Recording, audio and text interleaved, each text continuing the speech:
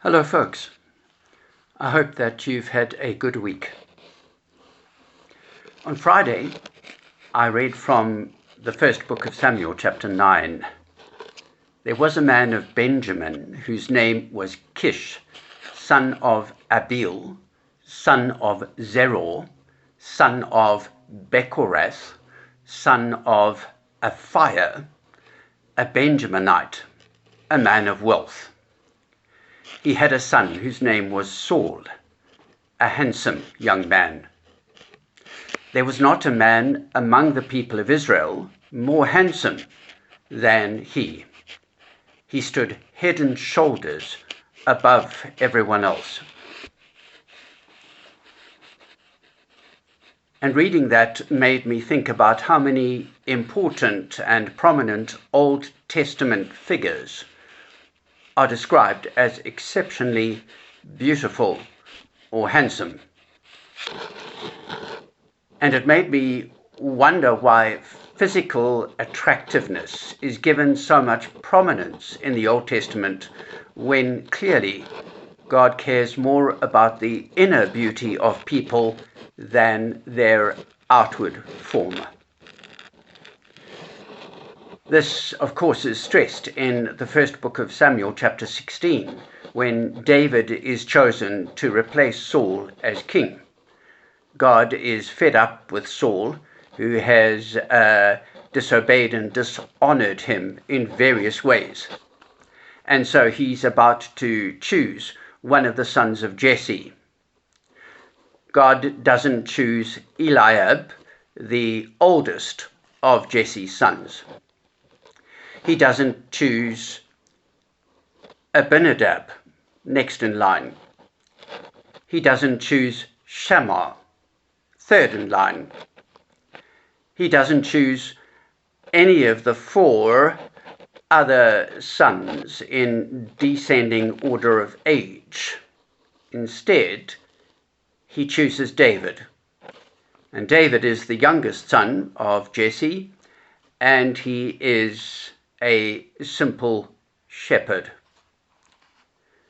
God explains to Samuel, "Do not look on his appearance or on the height of his stature." This is with respect to the oldest son, Eliab. "Do not look on his appearance or on the height of his stature, because I have rejected him. For the Lord does not see as mortals see. They look on the outward appearance, but the Lord looks on the heart." Fine. That sounds good. Especially for those of us who have never considered ourselves stunningly good looking. But then we continue to read a brief description of David further on in that chapter 16 of the first book of Samuel. He was ruddy and had beautiful eyes and was handsome. Why even mention these attributes if God only cares about the heart? These are the beautiful people of the Bible, well, of the Old Testament.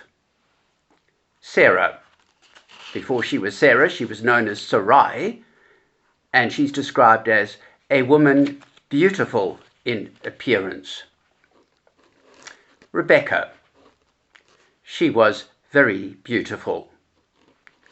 Rachel was beautiful and lovely. Absalom's sister, Tamar, was a beautiful woman. Bathsheba was very beautiful. Abigail was intelligent and beautiful. Abishag the Shunammite was a beautiful girl. Vashti, queen of Persia, was very beautiful. Job's daughters were very beautiful. There were no women so beautiful as Job's daughters. Esther had a beautiful figure and was extremely good looking. And then in the male department, Saul was a handsome young man, as I have mentioned. David was skilled in music, a stalwart figure, and a warrior, sensible in speech, and handsome in appearance. And the Lord was with him. He had everything going for him, the lucky man. But I guess life wasn't easy in the long run. Joseph was handsome and good looking. Absalom, David's son, who turned traitor, we read about him, now in all Israel there was no one to be praised so much for his beauty as Absalom. From the sole of his foot to the crown of his head, there was no blemish in him. More than one could say for most of us. Adonijah, another one of David's sons, was very beautiful. It all makes one a bit sick, doesn't it? All these beautiful people. If one could have gathered all these Old Testament biblical figures together who are described as beautiful in one place, it would look like the Oscar award ceremony. All these people commended for their beauty when God apparently couldn't care less about external appearance. Doesn't all this commendation of good looks undermine God's concern for what is in our hearts? If God is so concerned about inner beauty, why did he keep choosing beautiful people? God's perspective is very different from other people's perspectives or our own perspectives. And I guess these biblical writers were writing from the viewpoint of human beings. In Acts chapter 7, verse 20, we read what Stephen said when he was speaking in front of crowds of people, including the Pharisees and teachers and other people who were hostile towards him. And of course, he was, at the end of this long speech, stoned to death. Stephen said, "At this time Moses was born, and he was beautiful before God," or beautiful to God, or fair to God. So I thought maybe this was quite refreshing, because it doesn't say he was beautiful physically. It says he was beautiful to God. In God's eyes, Moses was beautiful. And so I looked up a commentary and what the actual meaning was, and it probably indicates that Moses too was beautiful physically. It would seem that Moses was preserved by his mother because of his beauty. You'll remember all these male children were being killed by Pharaoh, but it appears that when Moses' mother saw that Moses was a fine baby, she hid him for 3 months. Wow. If he had been ugly, or if he'd been just plain average and ordinary, she might not have bothered.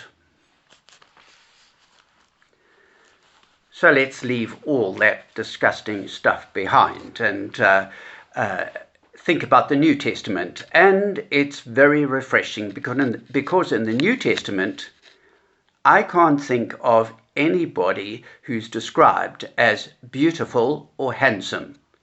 There seems to be a completely different emphasis. The only reference to beauty in the New Testament I can think of is in the first letter of Peter, chapter 3, verses 3 to 4. And he is speaking to women, and he says, "Do not adorn yourselves outwardly by braiding your hair and by wearing gold ornaments or fine clothing. Let your adornment be the inner self with the lasting beauty of a gentle and quiet spirit, which is very precious in God's sight." Now, I don't think that Peter is implying that women should not bother about their appearance and that they should not do anything to present themselves as best they can. But he does say very clearly that it is what is inside, it is the spirit that is much more important than our looks outwardly. The beauty of a gentle and quiet spirit is very precious in God's sight.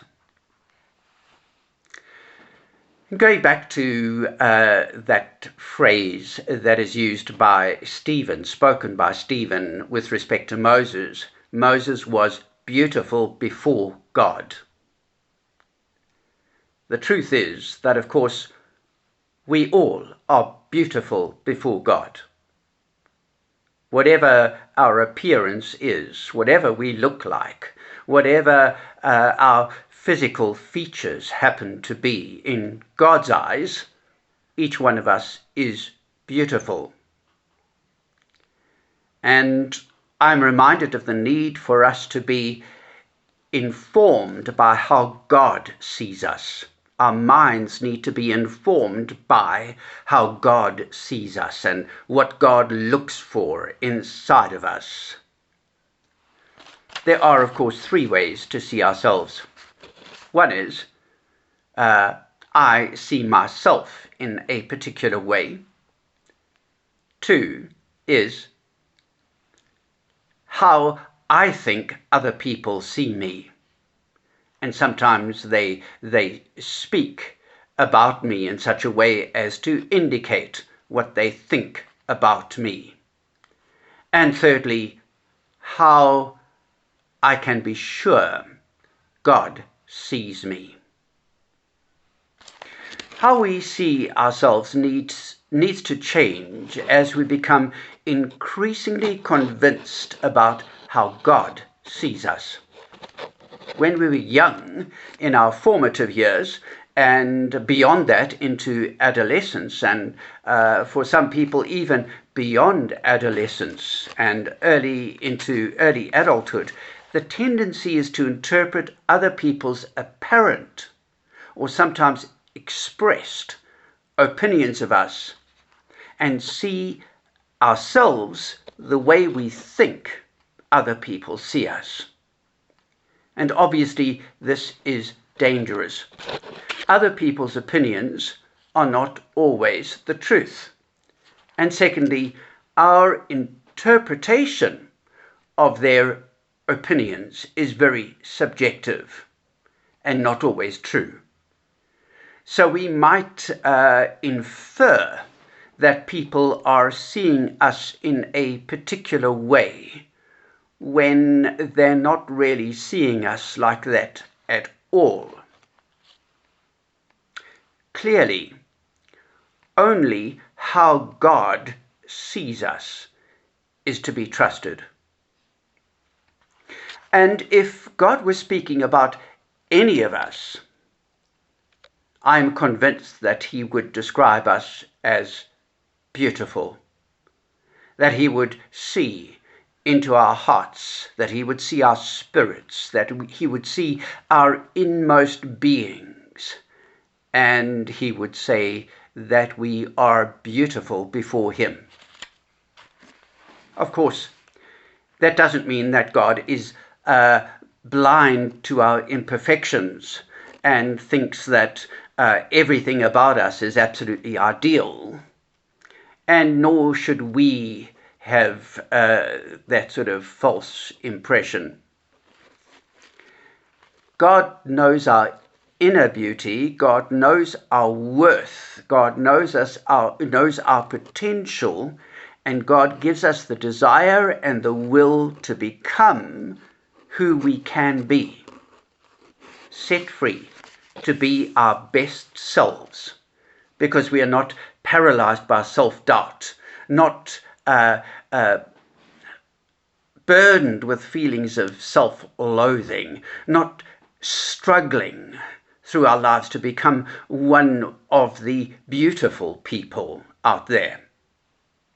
We don't have to measure up to anyone. We don't have to compare ourselves with any of those beautiful people.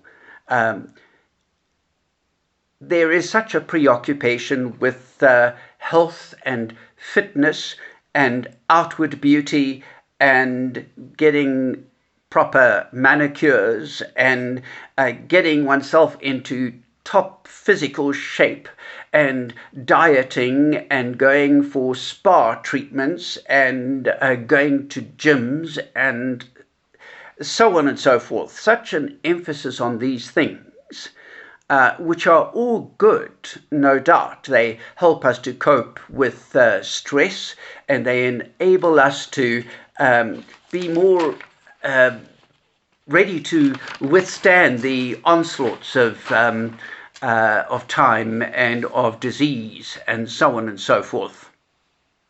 But are we giving as much attention to who we are inside?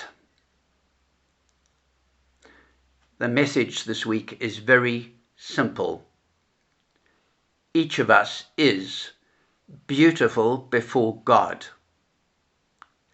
We are beautiful in the eyes of God. And this beauty is inward and it is lasting. The world will continue to notice and applaud the outwardly beautiful, the obviously rich, the obviously powerful, the outwardly successful. We do not play that game. It is what is inside that counts. The growth, maturing, and flowering of each beautiful spirit.